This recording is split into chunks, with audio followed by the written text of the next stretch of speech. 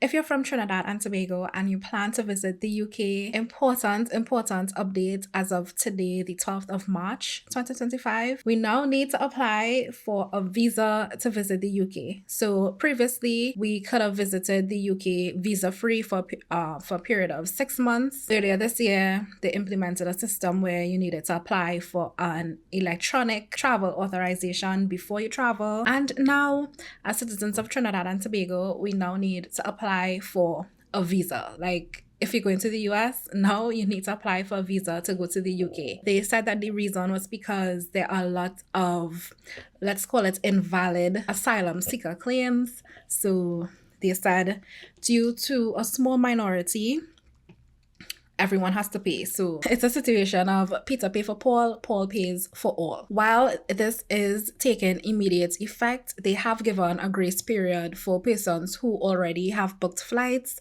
However, this grace period will just be until the 23rd of April. So if you have already booked a flight and already applied for your ETA, now until April the 23rd, it's not going to be required that you apply for the visa.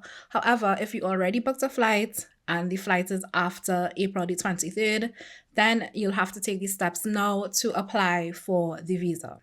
So I'll link the website below, but basically it's just a standard short-term stay visa. So again, it will be valid for 6 months. You can apply up to 3 months before your date of travel, and it costs £115.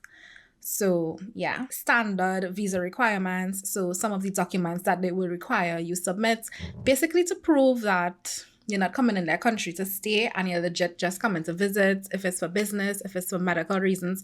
Actually, you need to check to see your purpose of stay, because I believe like visits for medical reasons, academic reasons, they may fall under a different visa and it may have a different cost. But when you're applying, you'll need to provide like your travel dates, the location of where you'll be staying, I guess like funds, like how much money you plan to spend, how much money you're probably coming with, if you're employed, like these types of details. And depending on the circumstances, they can request that you provide more information. So if you say that you are employed and this is my annual income, they may ask for a letter from your employer, like details like that. So it may be on a case-by-case basis. But yeah, basically now you need to apply for a full visa to visit the UK.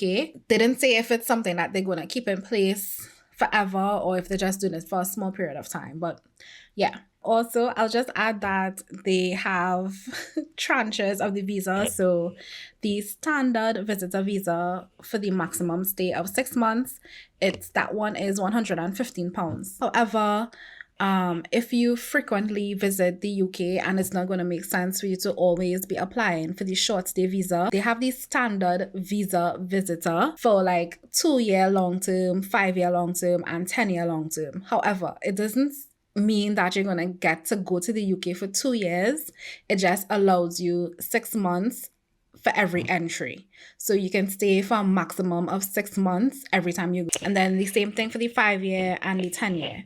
So the 2-year is £432, the 5-year is £771, and the 10-year is £963. Anyway, just wanted to share that travel update since I saw that story post today. And yeah, safe travels until next time. Ciao.